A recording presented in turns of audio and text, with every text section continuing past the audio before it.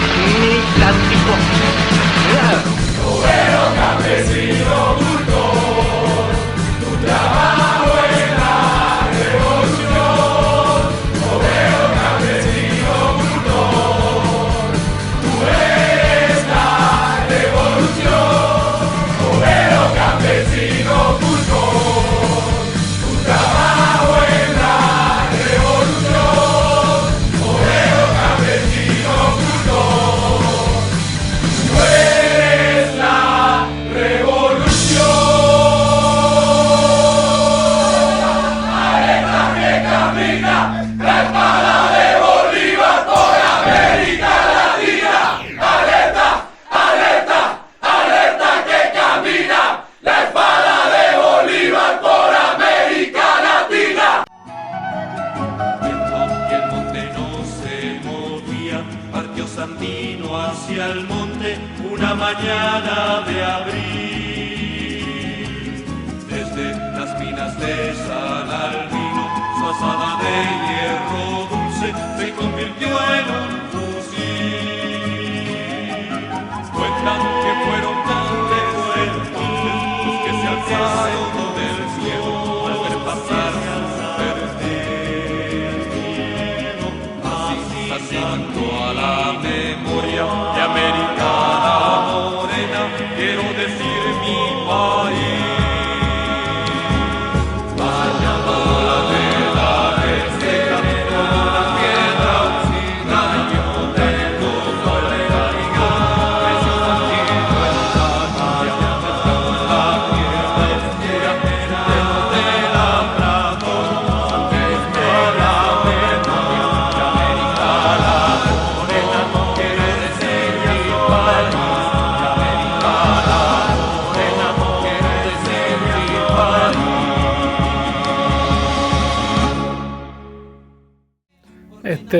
Bueno, mira, yo lo primero que te podría decir sobre eso es que la historia de Nicaragua no se concibe sin Sandino.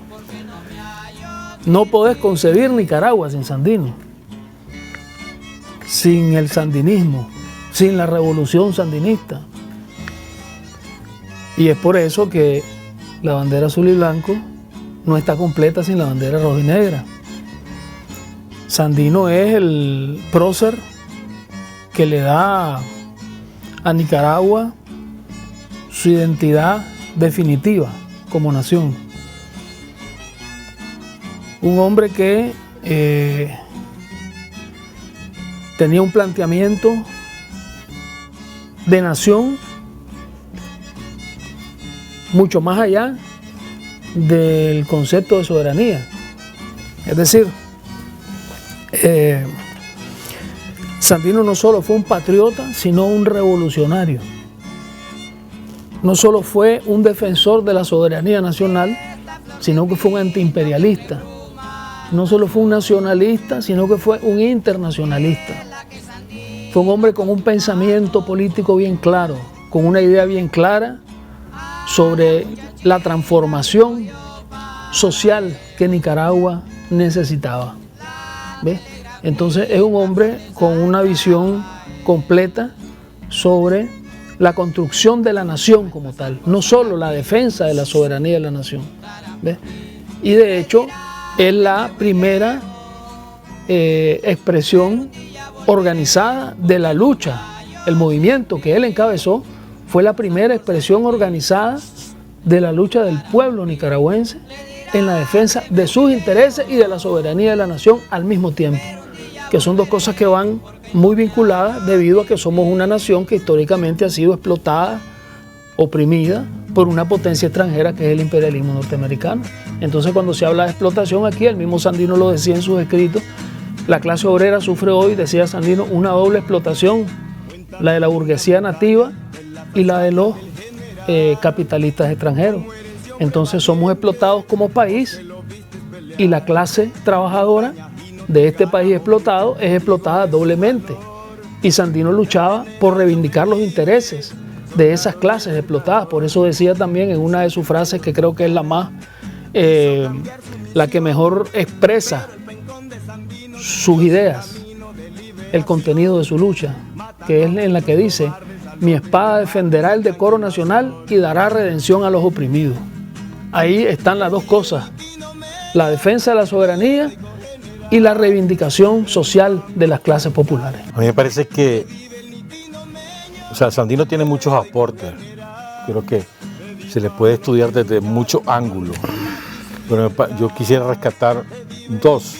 El primero es que con Sandino es la primera vez que se construye una alternativa popular y que es el mismo pueblo el que dirige una lucha armada con un objetivo diferente a la toma del poder por simplemente la toma del poder, que era lo que hasta ese momento había ocurrido, que los terratenientes con banderas diferentes se levantaban los unos contra los otros y llevaban a sus peones a la guerra. Sandino no, Sandino construye una alternativa desde el seno del pueblo, dirigida por él, que viene del seno del pueblo, y con un contenido diferente, antiimperialista, antiintervencionista y popular, para reivindicar, como decía Carlos, los derechos de la gente. O sea, primera vez en la historia de Nicaragua se construye una alternativa. De hecho, él parió el Frente Sandinista, y es el Frente Sandinista es la continuidad de la lucha Sandino en tanto instrumento de la lucha popular, que Sandino es el precursor. Y yo creo que me parece a mí que es muy importante también. Bueno, y agrego a esta idea quienes constituían el ejército de Sandino: los desarrapados, los decaites, los indios, decían. Esos eran mineros, campesinos, analfabetas, que se educaron, como Pedro Altamirano, que se alfabetizaron en el ejército de Sandino y que incorporan ese sentimiento y esos intereses de clase a la lucha de Sandino. Sandino se enriquece doblemente por la propia lucha y también por sus propios soldados y generales. Y yo quisiera aportar una cosa que es de carácter personal de Sandino. A mí me parece que es muy importante el aporte de Sandino como autodidacta. Ese hombre se formó a sí mismo.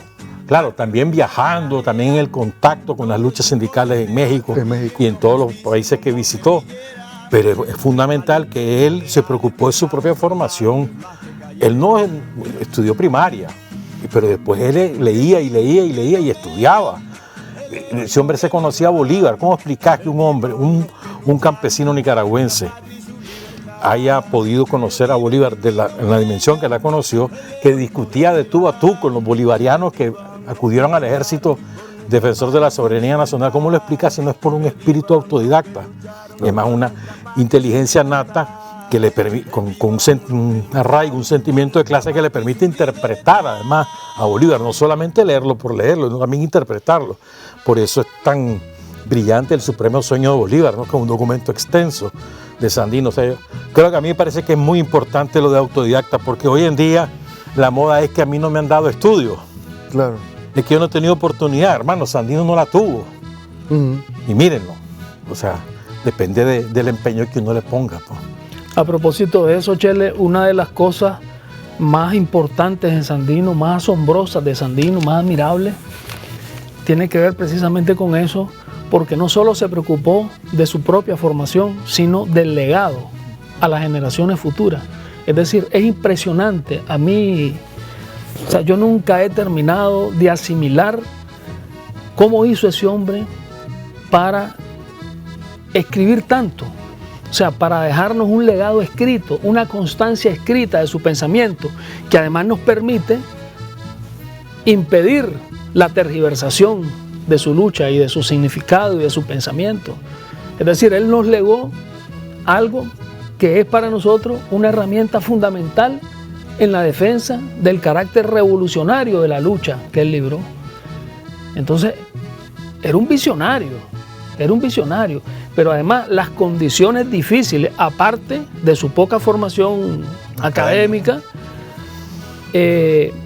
las condiciones en las que tuvo él que hacer eso, es decir, en la montaña, en la selva, en medio de esa lucha tan difícil, en aquella época en que era mucho más difícil escribir y divulgar lo que el internet era el telégrafo. Imagínate vos, es decir, entonces esa preocupación, es asombroso ese interés que él tuvo en dejar constancia de su pensamiento, de sus ideas. Pero además, Sandino tiene otros aportes, es un genio militar natural.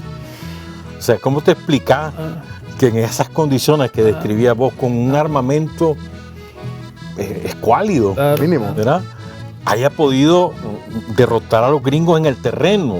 O sea, no estamos hablando de que los derrotó políticamente, que eso ya está... De hecho, no, en el terreno. Los derrotaba batalla por batalla, los engañaba, aplicó la guerra de guerrilla. Sandino lo estudió Mao. Al Sandino lo estudiaron los vietnamitas, la guerra de guerrilla que él crea, o es mejor dicho... Era un genio militar, claro, sin duda. pero además, o sea, Sandino no es que se sentó y le inventó, no, las condiciones de la guerra lo obligaron a hacer ese tipo de guerra, que es después de la batalla de Ocotal. Ocotal, sí, ¿verdad? Correcto. Y hay otra cosa también, me parece a mí, a veces se nos olvida la bestialidad con la cual atacó Estados Unidos a Nicaragua, pero es bestialidad. El primer bombardeo a una ciudad en la historia del planeta es en Nicaragua, es a Ocotal. Después bombardearon Chinandega y la destruyeron. O sea, y además las atrocidades que nos cometieron contra los campesinos, contra todo el mundo, porque ahí era tierra arrasada, no era solamente al soldado sandinista, era a los campesinos. Y eso también hicieron los gringos aquí. Campos de concentración armaron, sacaban a la gente de sus ranchos y las concentraban en un sitio. O sea, la experiencia que tiene Hitler contra los judíos, que a propósito se acaba de celebrar el aniversario de la liberación de Auschwitz, pues bueno, eso aquí también lo aplicaron los gringos, mucho antes de que lo hiciera Hitler. Es decir, Sandino se enfrentó a un enemigo temible, terrible y despiadado, y a ese enemigo lo venció. Y eso me parece, con solo eso entra a la historia, ya no metamos todo lo demás. Las dos únicas derrotas militares que reconoce el ejército de los Estados Unidos son la de Sandino y la de Vietnam. Y me acuerdo que cómo tergiversaron la historia. Es muy importante lo que decía Carlos de la documentación escrita o los testimonios que él dejó también. Pues las dos cosas, lo que él escribió y lo que él testimoniaba. Por ejemplo, a José Román o al Vasco. Que las cartas, las el apellido tan extraño que hay, ¿verdad? De la Usteguigoite. Ese mismo. Pero me parece también muy importante, o sea, ese pensamiento que deja escrito Sandino y esos testimonios impiden que el somocismo y el imperialismo no hagan olvidar a Sandino. Además que también la tradición oral. Pero el rescate que logra hacer Gregorio Cercer con el pensamiento de Sandino, eso es la base documental. Y el rescate oral que se hace de generación en generación en el campo y se traslada a las ciudades. Pero eso es lo que impide de que el somocismo vaya a olvidar a Sandino. Lo prohibió mencionarlo durante 20, 25 años, pero logró superar esa censura gracias a ese testimonio. Me parece también muy importante rescatar ese aspecto. Pues en el liberalismo, pues hay alguna gente que dice que es un héroe del liberalismo y que pues el Frente lo secuestró. De la parte pues ideológica, cuánto estuvo él cerca del marxismo y cuánto no, pues o sea, ¿qué nos habla de eso, Carlos? Bueno, mira, yo quisiera compartir algunos escritos de Sandino para que sea el propio Sandino el que responda a propósito de lo que estábamos diciendo, ¿no? Sandino escribió, entre otras cosas, lo siguiente, y tengo aquí la fuente, ¿verdad? Para que no se crea que lo estamos inventando. Tal vez ocuparía mucho tiempo en decir la fuente, pero aquí las tengo, pues, ¿verdad? Esto yo lo he publicado ya, pues, con respecto a este tema que estás planteando. Bueno, lo primero, antes que nada, con respecto a los liberales, Sandino dice: los dirigentes políticos, conservadores y liberales nicaragüenses son una bola de canallas, cobardes y traidores. Pero entre nosotros mismos, los obreros y campesinos, hemos improvisado a nuestros jefes. Moncada nos traicionó en Tipitapa. Y aquí viene la parte filosófica. Allí también quedó sepultado mi liberalismo. Mejor imposible de decirlo, pero no quedó ahí. En una entrevista plantea: no permitiremos, está hablando de su programa político, ¿no? No permitiremos a esos politicastros sinvergüenzas y corrompidos. Vamos a eliminar los partidos liberal y conservador. ¿Qué me decís? Bueno, y con respecto al contenido revolucionario de su lucha, a la reivindicación que él hace de los intereses de las clases populares, tenemos entre otras cosas lo siguiente.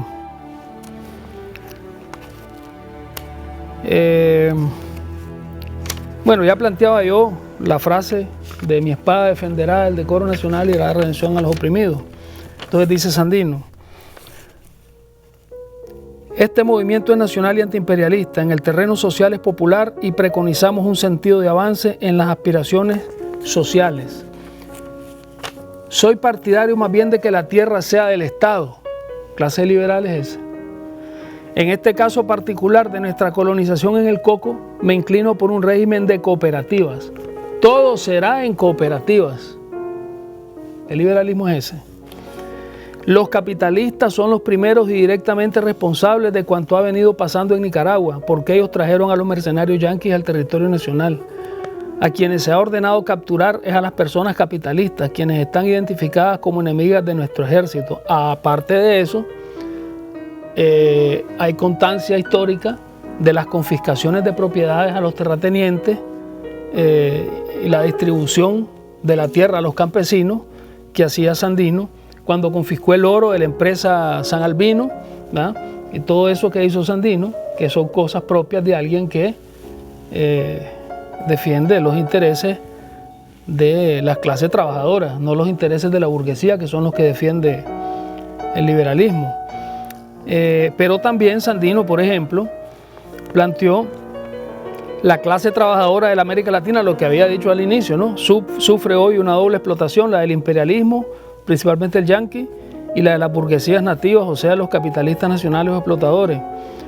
Y luego habla de la irreconciliación de los intereses de los explotadores, agentes del imperialismo, y de los explotados, única garantía del triunfo de nuestra causa. Irreconciliación de los intereses de los intereses de los explotados y los explotadores. Después habla de que aquella frase muy conocida, que solo los obreros y campesinos irán hasta el fin, que solo su lucha organizada logrará el triunfo. Pero también tiene una frase interesante donde se identifica con la caracterización leninista del imperialismo, cuando dice: el capitalismo norteamericano ha llegado a la última etapa de su desarrollo, transformándose como consecuencia en imperialismo. Pero es que a mí me parece que es absurdo tratar de encasillar a Sandino en una categoría ideológica, máximo que estamos hablando que Sandino se desarrolla entre 1927 y 1934. O sea, la Revolución de Octubre tiene apenas en 1927 10 años. Aquí tengo otra cosa, Chele. Espérame. Entonces, es absurdo pues estar hablando de que si es marxista, que si no es marxista, que si era liberal, que si no era liberal.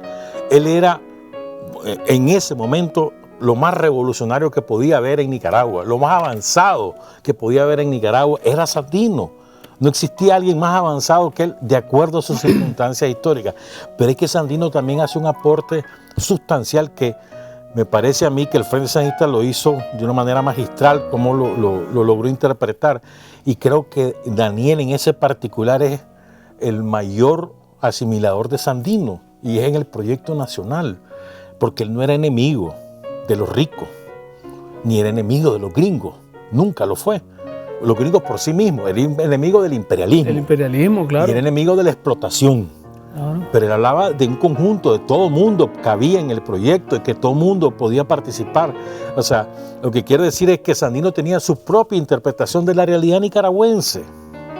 No tenía un esquema o una receta. Un dogma. No, él tenía su propia interpretación. Seguramente conoció algunos elementos de la teoría marxista. Lo debe haber conocido tal vez cuando estuvo en Veracruz, sobre todo con... No, y con Farabundo también, claro. Y los comunistas que pero antes, con él en su fila. Creo que tal vez en Veracruz, en contacto con los sindicatos anarquistas, tal vez ahí empezó a conocer el marxismo, ¿verdad?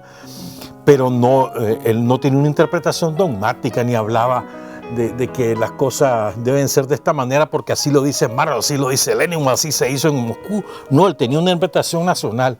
Y otra cosa, me parece que en esto del liberalismo Recordemos que el liberalismo con Zelaya y Celedón son los más avanzados en Nicaragua en ese momento. Quien castra Por eso Sandino, era liberal. al inicio, está dentro del ejército liberal, pues, y no del conservador. Y a los liberales, a la doctrina liberal, la esencia de lo que fue en Nicaragua a finales del siglo XIX y principios del XX, lo castra Estados Unidos cuando impone la renuncia de Zelaya y después asesina a Celedón. Pero además prohíbe al celayismo. Sí, sí. Lo prohíbe taxativamente, Sí. o sea, constitucionalmente, impone eso en la Constitución de Nicaragua, que era prohibido. Y por ejemplo, Sacasa es uno de los que se va a implorar a Washington, perdónennos, yo quiero ser presidente, déjenme participar, pero ya sin el contenido antiimperialista. Quien castra de su sentido ideológico al liberalismo es Estados Unidos. Y eso se demuestra con la tradición de Moncada y luego con la tradición del mismo Sacasa, porque Sacasa para mí también fue un traidor, pues. Sí. Pero en fin, lo que quiero decir es que Sandino recuperaba el liberalismo de Zelaya. Aquí en Nicaragua no tenemos a nadie que recupere ese liberalismo, porque sería, entre otras cosas, enemistarse con la jerarquía católica, ¿verdad? Sí. ¿Verdad? O el Estado laico lo impone aquí Zelaya. Quien confisca la iglesia es Zelaya. O sea, pero además hace muchas otras cosas, pues buenas y malas, pues de todo, como todo gobernante, pues. Pero el liberalismo en su esencia, recordemos, Estados Unidos se lo confiscó. Y los que están ahora, que se proclaman liberales, son simplemente imperialistas, proimperialistas. Lo que pasa es que bueno, el liberalismo fue revolucionario en su momento, pues. Empezando con la Revolución Francesa. Ahora, fijémonos sí también en lo siguiente. ¿De qué signo político eran los gobiernos que estaban cuando Sandino combatía a los gringos apoyados por esos gobiernos? Eran liberales. Moncada primero y Sacasa después. Pero cuando empieza la guerra nacional es contra la Chamorra. ¿Quién lo mata? ¿Y quién mata a Sandino? ¿Quién organiza el asesinato de Sandino? Un liberal, Anastasio. Lo ejecuta. ¿Ah? Lo ejecuta. Por órdenes de los gringos, lógicamente. Y alentado por los conservadores, acordate. Pasó una campaña en los medios de comunicación que eran propiedad de las familias conservadoras, empezando por la prensa. Por la prensa, sí. ¿Verdad? Una campaña para que... Denigrando la imagen de Sandino, preparando las condiciones. Que se pacificara Nicaragua, que no creando podía existir dos ejércitos. Exactamente. Y después le hacen un gran homenaje a Somoza en Granada, la oligarquía conservadora, y lo califican el libertador de Nicaragua. O sea, esa misma oligarquía. O sea, ahí estaban matrimoniados. Hay otra cuestión ahí de Sandino interesante que dice: siempre hemos pertenecido a la clase común y antes que solamente liberales somos más bien comunistas. El comunismo está aureolado de libertad. Jesús y todos los profetas siempre fueron comunistas. Nosotros le seguiremos en el camino de la tierra prometida del comunismo mundial. Te voy a decir la fuente porque es muy poco conocido esta declaración de Sandino. Esto está tomado de las obras de Sandino editadas por Sergio Ramírez Mercado, que no tiene ningún interés en demostrar que Sandino era comunista. En el tomo 2, página 174 de la edición de 1985, El Pensamiento Vivo. Repito, tomo 2, página 174 para los curiosos. Otra parte de estas declaraciones en la que dice que el comunismo está aureolado de libertad, del libro de Michel D'Hospital, Siempre Más Allá, página 84, editado en 1996 por el Instituto de Historia de Nicaragua. Ella a su vez cita sus archivos. La otra cosa de nosotros le seguiremos en el camino de la tierra prometida del comunismo mundial, está tomado de los archivos del Centro Histórico de la Infantería de Marina de Estados Unidos, documento número 11, rescatados por Richard Grossman, publicados por primera vez en La mística de Sandino de Alejandro Bendaña, en la página 193. Bueno. Ahí está, pues. Listo. La influencia de la Revolución Mexicana en Sandino. Al Chile. Recordate que él llega a Veracruz en momentos de efervescencia, y además en Veracruz hay un gobierno muy progresista, de carácter socialista, diría yo, que fue derrocado por las fuerzas dominantes de Veracruz. Pero además en ese momento hay una gran efervescencia en la Revolución Mexicana de qué rumbo se va a tomar el enfrentamiento con los gringos por las reservas de petróleo, la Huasteca Company, etcétera, etcétera. Es decir, es un momento en el que llega Sandino donde hay mucha discusión, mucha acción política, huelgas por todos lados, acciones callejeras por todos lados. Entonces, en ese momento es que Sandino llega a México y absorbe toda esa experiencia y hace relaciones importantes también. Después lo engañan y lo traiciona a Portes, ¿verdad? Cuando llega a México prácticamente lo secuestra, lo deja ahí arrinconado un par de años, pero en la formación de él, más que formación de influencia de la Revolución Mexicana, es de la lucha sindical y social que había en Veracruz que lo influencian a él. Y la influencia marxista a través de los comunistas que se solidarizaron con su lucha, que participaron en su ejército. Farabundo Martí, que fue secretario de él, coronel del ejército defensor, y la influencia pues del movimiento Solidaridad Internacional, que era la Internacional Comunista. La solidaridad con Sandino fue organizada por la Internacional Comunista. Que después rompe, acordate. Que después se da un cambio de estrategia, porque la Internacional Comunista tiene una estrategia que es la del Frente Único Antiimperialista, y luego cambia a la estrategia de guerra de clase contra clase. Cuando hace ese cambio de estrategia, se adopta política sectaria. Entonces los comunistas mexicanos, que son los que mandan aquí en el comunismo latinoamericano en esa época, le orientan a Farabundo romper con Sandino, y a los comunistas que estaban con él entonces se van.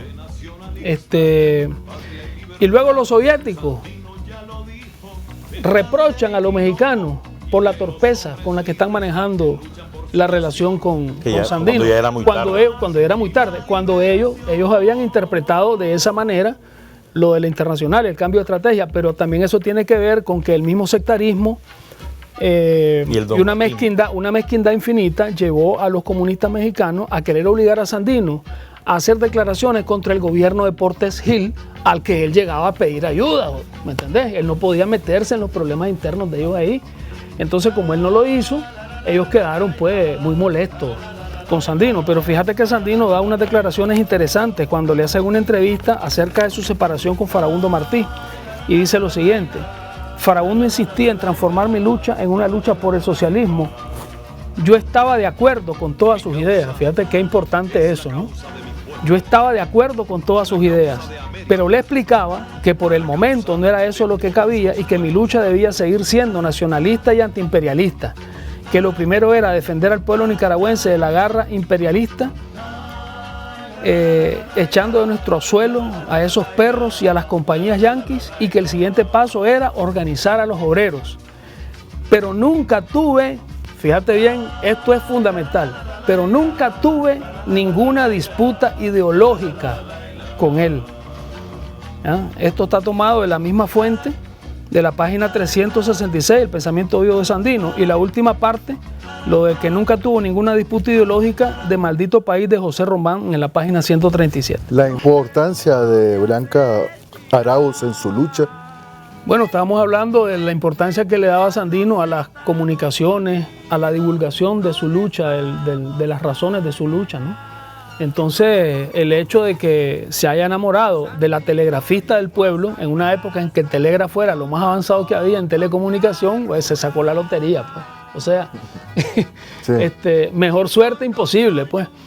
Entonces, Blanca Arauz jugó un papel fundamental en las comunicaciones, que eran vitales para que sobreviviera la lucha de Sandino. Yo me atrevería a decir que sin el papel de Blanca Arauz difícilmente hubiera logrado Sandino la victoria contra las tropas norteamericanas, porque las comunicaciones fueron algo vital, fundamental, para que Sandino lograra su objetivo, porque eso fue una combinación de estrategias militares con una visión política superior, pues. Pero creo que supera eso, Carlos, porque Salvador Calderón... Aparte de la participación de ella en el ejército. Espérame, Salvador Calderón Ramírez, en el libro Los últimos días de Sandino, recordemos que Salvador Calderón era un periodista y maestro, docente, que vivía en El Salvador.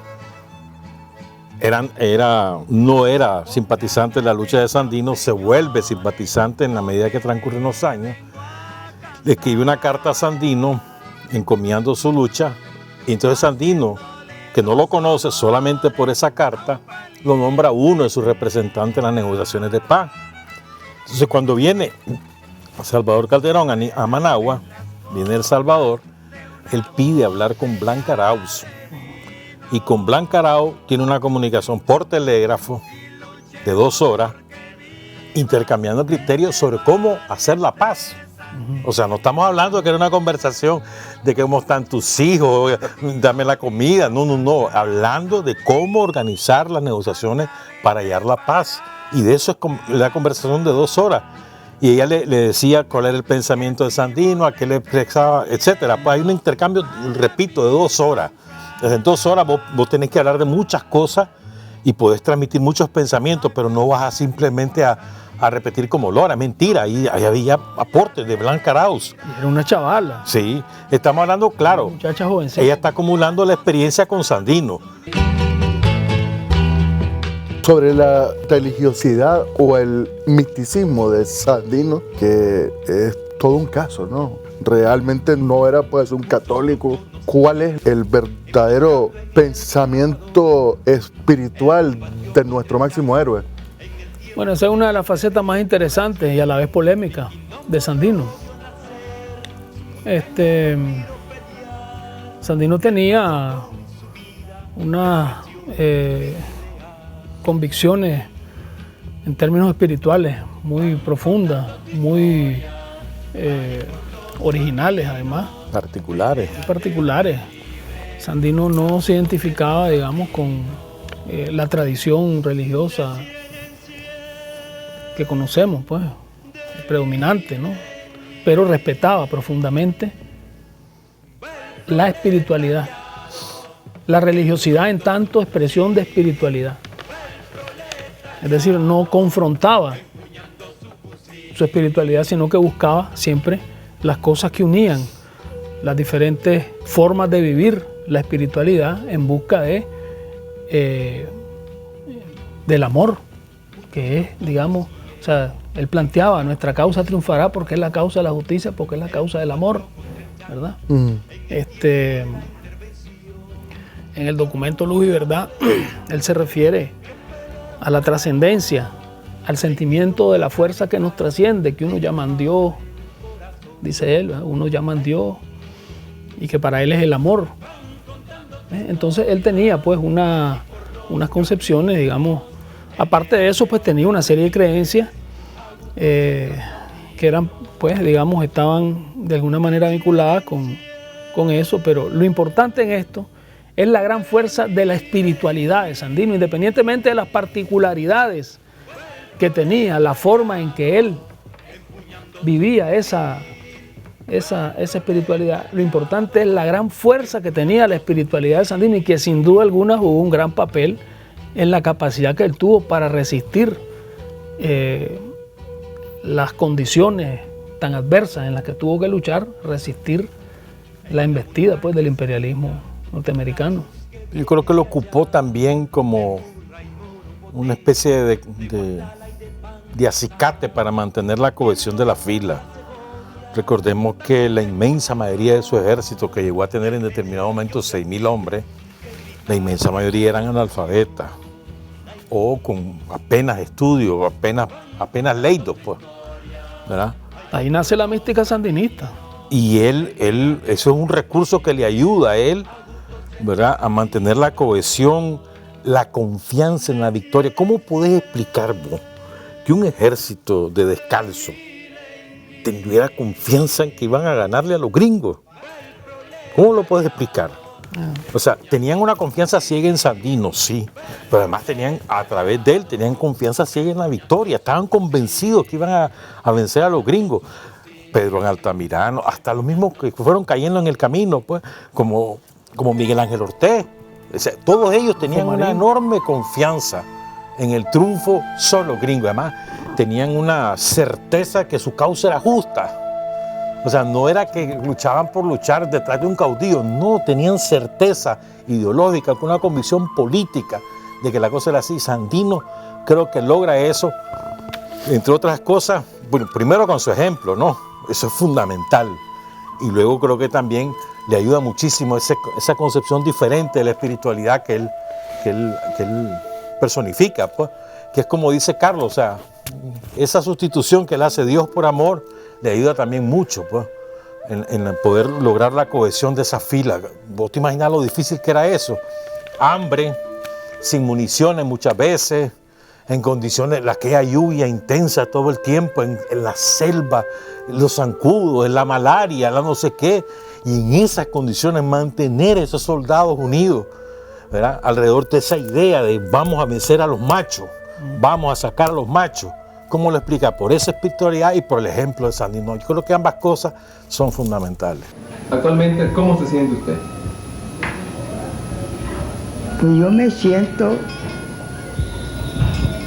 mi patriotismo no ha decaído.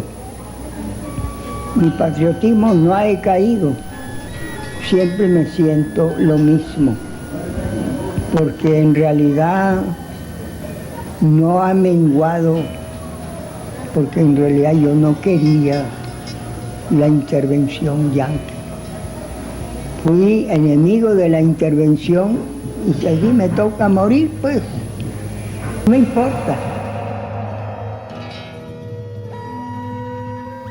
Hay una cosa, Marcio, que yo creo, Chele, que es importante mencionarla cuando hablamos de Sandino, y es que desde la propia izquierda se han dado muchas versiones, yo diría arrogantes intelectualmente, que tergiversan el significado que tiene Sandino. Por ejemplo, hay un planteamiento de que Sandino no tenía programa. ¿Ah? Basta con lo que les leí ahorita para estar claro de que eso es absurdo. Totalmente absurdo, ¿verdad? Hay otro planteamiento de que no entendía que la intervención continuaba. Es decir, que él fue ingenuo al firmar la paz, ¿verdad?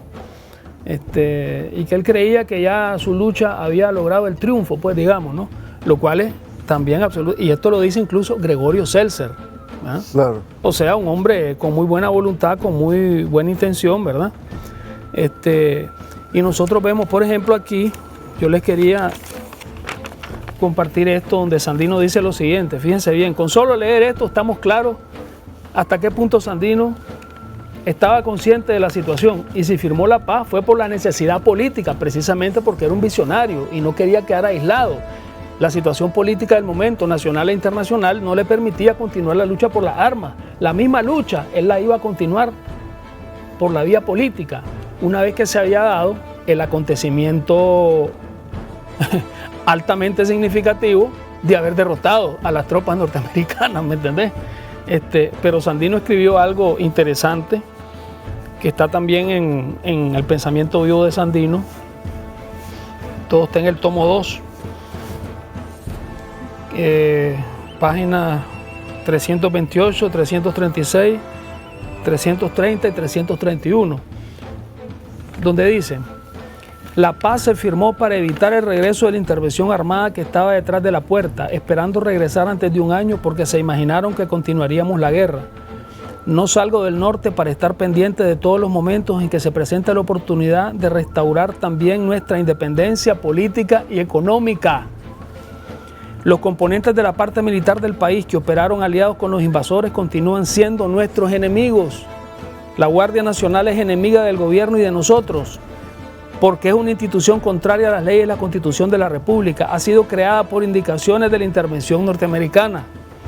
Desaparecida, aunque en apariencia, la intervención armada en Nicaragua, dice Sandino, los ánimos se enfriaban porque la intervención política y económica el pueblo la sufre, no la mira y lo peor, no la cree. Todo eso escribió Sandino. Y esa situación nos colocaba en situaciones difíciles. Mientras tanto el gobierno se preparaba, pues ya comienza él a hablar de la situación política adversa a la que se tenían que enfrentar y que impedía continuar con la lucha armada, pues, ¿verdad? Y habla del cambio de gobierno en Honduras, que utilizaban ellos como retaguardia, toda una serie de cosas más. Por otro lado, también está el hecho de que está ascendiendo Hitler al poder, precisamente en gran parte contribuyendo con eso el cambio de estrategia de la Internacional Comunista, que hizo que los comunistas alemanes rompieran con la socialdemocracia alemana, y eso ayudó a Hitler a llegar al poder. Pero el asunto es que el enfoque mundial estaba cambiando ya, ¿verdad? Y en ese enfrentamiento a Hitler, al final incluso hasta los Estados Unidos iban a ser aliados de la Unión Soviética. Es decir, era una situación en el mundo que estaba cambiando, y en Nicaragua misma, donde Sandino estaba claro de que su estrategia pasaba por los acuerdos de paz, en los cuales él siempre buscó alcanzar el mayor espacio de poder posible, porque otra de las cosas que se plantean a veces, pues desde ciertas posiciones de izquierda, es que Sandino no quería el poder. Pero Sandino escribió lo siguiente: para todo tiene Sandino algo. Nuestro ejército se prepara para tomar las riendas de nuestro poder nacional. El objetivo fundamental de mi segundo viaje a esta capital fue el de corresponder a las aspiraciones de muchas agrupaciones deseosas de organizarse en un nuevo partido. Sandino sí quería el poder. Además, estaba planteando también que se le asignaran varios departamentos del norte del país y que su ejército se mantuviera armado. Y todo eso fue utilizado como pretexto, como estaba diciendo vos hace rato, por Somoza para justificar el asesinato de Sandino. Pero también es cierto, Carlos, estoy de acuerdo con todo lo que has planteado, pero también es cierto que Sandino confió demasiado en Sacasa. Sandino creía en Sacasa. Él estaba trabajando una alianza con Sacasa contra Somoza. Sí, pero él creía en Sacasa. Era una política de alianza que Sandino, él creía en la honestidad de Sacasa. Pero por eso mismo. En la honestidad, en la buena voluntad de Sacasa. O sea, y creo que ahí es donde Sandino, claro, es fácil juzgar lo que pasó hace 80 años, pero lo que quiero decir es que Pedro Altamirano tenía una intuición natural, acordate, y Pedro estaba en contra de que viniera era la tercera visita, que estaba en contra, porque percibía que lo iban a matar, porque las condiciones las venían preparadas, y eso se percibía. Acordate que cuando viene esa tercera vez Sandino, ya le han matado bastante gente en los campamentos, han avanzado sobre las cooperativas, le han quemado rancho a los campesinos, y eso es lo que tiene afligidos a todos, porque se sienten acorralados y sienten que se los van a acabar. Entonces, Sandino confía que Sacasa es su garantía de que no va a permitir que Somoza lo mate. Sí, ahí se pasó de confiado, lógicamente, pues, pero fue una cuestión circunstancial, pues. Lo que quiero decir es que... Pero él está claro. Quiero llegar a esta conclusión. Él está claro de que su lucha continúa y que el triunfo... Quiero llegar a esta conclusión. Nunca hay que confiarse del enemigo de clase. Claro. Nunca. Claro. ¿Verdad? Es decir, yo creo que eso sí lo hemos aprendido, y Daniel es el mejor en eso, hermano. Claro. O sea, esa lección de Sandino la tenemos muy aprendida. Claro. No solamente nunca hay que confiarse, sino que ninguna concesión puede ser gratuita, nunca, porque el enemigo siempre va a ir sobre tus huesos. Se va a disfrazar de cualquier manera, pero va sobre tus huesos. Y esa lección del asesinato de Sandino nos queda clara a los que hemos heredado su legado, o los que aspiramos a heredar su legado. Pues me parece a mí que esa elección es muy importante. Sí, bueno, fueron circunstancias inauditas. Imagínate, invitado a una cena en la casa presidencial y saliendo, el propio ejército lo captura y se lo... Pero además él llama pues. Y se hacen los locos. Sí, o sea, fue una circunstancia extrema realmente, pues, en la que era difícil imaginarse que pudieran llegar a tales extremos. Claro, yo estoy seguro de que él estaba claro de que estaba corriendo un riesgo. Él estaba corriendo un riesgo conscientemente también, porque él veía la necesidad de abrirse el espacio, ¿me entendés? Acuérdate que claro que... No, pero es que él ya se había abierto los espacios en los dos primeros viajes. En ese tercero que él viene es que viene afligido. Sí. Porque indiscutiblemente se confió demasiado, pues eso no hay ni que dudar. Pero sobre todo es que él confía en Sacasa, porque es que otra vez... O sea, el riquito, el oligarca, Sacasa, ¿verdad? Que es muy buena persona, que lo trata bien, o sea, es una víbora encubierta. O sea, vos no te podés confiar en nadie de ellos, pues. Sí, pero yo creo que era correcto, eso que estás diciendo es importantísimo, pues. Y es una cuestión fundamental y es ideológica, ¿entendés? Pero sí, yo creo que hay que tomar en cuenta algo.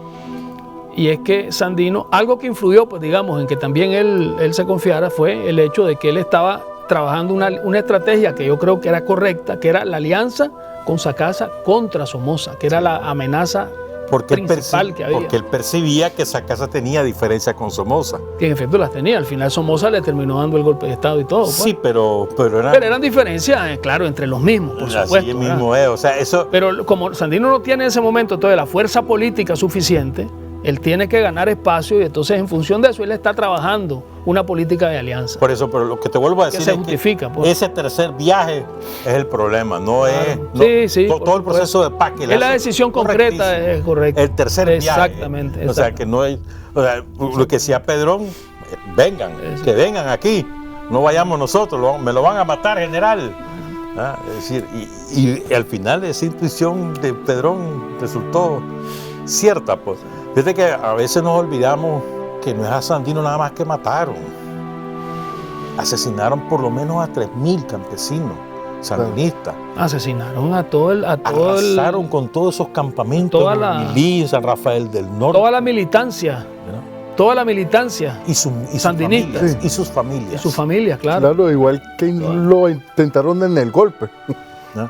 Y otra cosa también importante, me parece a mí que juega aquí, vos lo mencionaste antes de otra manera, el pueblo hondureño se portó con los sandinistas de una manera generosa, solidaria, extraordinaria, porque esos campesinos que van huyendo de sus ranchos quemados, de la persecución de la guardia somocista, que simplemente van desnudos a salvar la vida, son acogidos por el pueblo hondureño. Son refugiados por el pueblo hondureño. Incluyendo al coronel Santos López. Por ejemplo, o a Colindres. Y recordemos que Juan Pablo Mansor era hondureño, el general Juan Pablo Mansor. Por eso, o sea, lo que quiero decir es que, o sea, esa es una maravillosa experiencia de hermandad centroamericana que nosotros no podemos olvidar. O sea, el pueblo hondureño con nosotros con los nicaragüenses, ha sido formidable. Morazán, la lucha de la revolución, con Germán Pomares en Tegucigalpa. Hombre, si el frente se fundó en Honduras. En Honduras, correcto, aquella famosa reunión en Tegucigalpa. O sea, esa hermandad entre el pueblo hondureño y nicaragüense, a veces nos olvidamos de que sea una hermandad de décadas, yo no sé de cuánto, pues, pero que es de sangre, pues, y abajo, entre el pueblo, de pueblo a pueblo, pues. Como última pregunta, ¿cómo trasladar a Sandino pues, en el contexto actual? Sandino está pues en nuestro líder y en nuestro proyecto. Encarnado, hermano. Es que Sandino está vigente en todo. Cuando les estaba hablando de las tergiversaciones que se han hecho de Sandino desde la propia izquierda, estaba acordándome que para la fundación del Frente, el Frente se funda como Frente de Liberación Nacional. Claro. Que esto es algo que muchísima gente no lo sabe. Y pasan años para que se llame sandinista. Y los que se oponían, los argumentos que daban eran estos a los que yo me estaba refiriendo, precisamente. Negando el carácter revolucionario de Sandino. De la lucha de Sandino.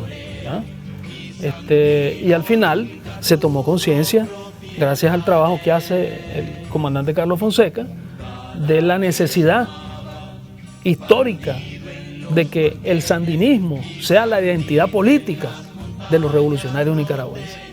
Porque eso es el sandinismo, es la identidad política de los revolucionarios nicaragüenses, la doctrina política para la liberación nacional y de la emancipación social del pueblo nicaragüense.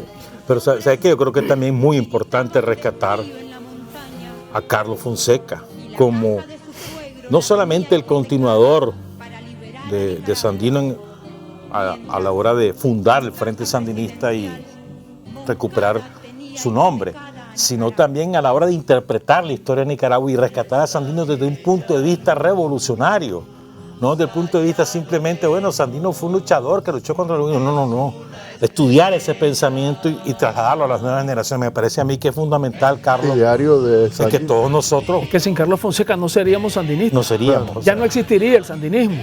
Ni existiría, ni Sandino se recordara. Desde el punto de vista revolucionario sería una efeméride, un patriota, una referencia pues, histórica vaga. Pero es que él es el que lo desmenuza, nos lo entrega, nos lo digiere en términos políticos, revolucionarios, y nos dice, mirá lo que era Sandino, mirá qué bonito todo lo que hizo, mirá qué clase de luchador que era, qué consecuente que era, y nos lo cuenta, pues, que me parece muy importante. O sea, vos no podés entender a Sandino sin Carlos Fonseca también. Claro. creo yo. Claro. Y vos no podés entender a Carlos Fonseca sin Daniel. Es que el sandinismo como doctrina política es creación de Carlos Fonseca. Y yo creo que Daniel es el ejecutor de todas esas cosas Por supuesto. que nosotros estábamos pensando. La herencia programática de Sandino que redacta Carlos junto con Julio Buitrago y otros compañeros de la época, que ha sido el programa histórico del Frente. Vos repasás eso y lo ves en la acción de gobierno, porque las cosas se hacen desde el gobierno. Y el ejecutor de todas esas cosas ha sido Daniel, que la ha llevado más allá incluso. Pues. Exactamente. O sea, hay otra cosa, mira. Compañero de lucha de Carlos Fonseca y ejecutor quien llevó a la práctica ese programa de reivindicación. No se puede decir que yo soy sandinista y al mismo tiempo estoy con los gringos. No existe. Claro. Eso es una Es un absurdo, es una aberración. Es un contrasentido. Si sos sandinista, sos antiimperialista. Si sos antiimperialista, no existe ningún trato con Estados Unidos que interfiera con la soberanía y la capacidad de autodeterminación del pueblo de Nicaragua. Cualquier cosa que contradiga eso no es sandinismo. Sandinismo es la esencia del nacionalismo, la esencia del patriotismo, la esencia del antiintervencionismo y del antiimperialismo. No se puede ser sandinista si sos pro-yanqui. Claro. Es importante conocer el contenido revolucionario del pensamiento de Sandino. No conformarnos con que ya sabemos que Sandino fue el héroe patriota que se enfrentó a las tropas norteamericanas y las expulsó del territorio nacional. Hay que estar conscientes de que Sandino era un revolucionario por encima de todo un revolucionario. El primero que fue capaz de articular a las clases populares en la defensa de sus intereses. Y de convertirse en alternativa de poder, además. Convertirse en alternativa de poder, por supuesto. ¿Verdad? Entonces, Sandino es el que marca un antes y un después, el más importante, más que la independencia, en la historia de Nicaragua. ¿Verdad? Y luego el triunfo de la revolución. ¿Verdad? Son los dos momentos cumbre. El surgimiento del sandinismo como alternativa revolucionaria, que comienza con Sandino y tiene su culminación con el rescate que hace de Sandino Carlos Fonseca y el triunfo de la revolución, donde tenemos ya pues comienza con Sandino, ya el liderazgo del comandante Daniel Ortega poniendo en práctica, que es a quien le corresponde ya poner en práctica lo que Sandino plantea y que rescata a Carlos Fonseca y convierte en programa de transformación ya digamos con aportes mayores de lo que es la teoría revolucionaria a nivel mundial, ¿verdad? Pero sabes que, sin embargo, es cierto que Sandino es el precursor de todo esto, pero no puedes explicar a Sandino sin Celedón. El Celedón mismo tiene que además impacta a Sandino. Una gran influencia sobre Sandino. Él se ocupa de saber quién era Celedón. El martirio de Celedón marca a Sandino. Así es. Lo marca emocionalmente. Y hay un aspecto que no hemos tocado. Cuando lo matan. Sí, sí. Que no hemos tocado, pero bueno, hubiera sido interesante. Además, Celedón es un hombre que también tenía ideas muy avanzadas. Todas sus cartas era un liberal auténtico, además, de verdad, un liberal de verdad. Y tenía un pensamiento político bien elaborado. Ahora, no se sabe hasta una dónde cosa hubiera llegado. A mí me parece que Sandino también tiene otra característica que es importante, y es cómo marca a Sandino la propia vivencia en su origen de clase. O sea, la miseria, la pobreza, lo que él vive, no lo que él le cuenta, lo que él vive como protagonista. Esa vivencia, lo que vive su madre, el andar de pueblo en pueblo vendiendo cosas, eso lo marca y le hace ver la vida desde los pobres, desde los oprimidos, desde los más pobres entre los pobres, porque él lo fue. Esto me parece muy importante porque marca sus intereses. Yo creo que para estudiar a Sandino, los que nunca han estudiado a Sandino, los que solo han oído hablar de Sandino, yo les recomiendo, les hago una recomendación. Lean primero La obra cero de Carlos Fonseca. Y después váyanse a Sandino, porque ahí tenés la recopilación histórica desde una interpretación marxista, revolucionaria, que hace Carlos, que es una maravilla, ese libro es una maravilla. Desde ahí hace una interpretación de todos los eventos más importantes de la historia de Nicaragua. Entra Sandino, por supuesto, culmina con Sandino. Bueno, después un poquito de Rigoberto y después váyanse a Sandino, porque van a tener entonces, ahora voy a saber quién es Sandino. Muchas gracias, hermano. Gracias a vos, hermano. Plomo.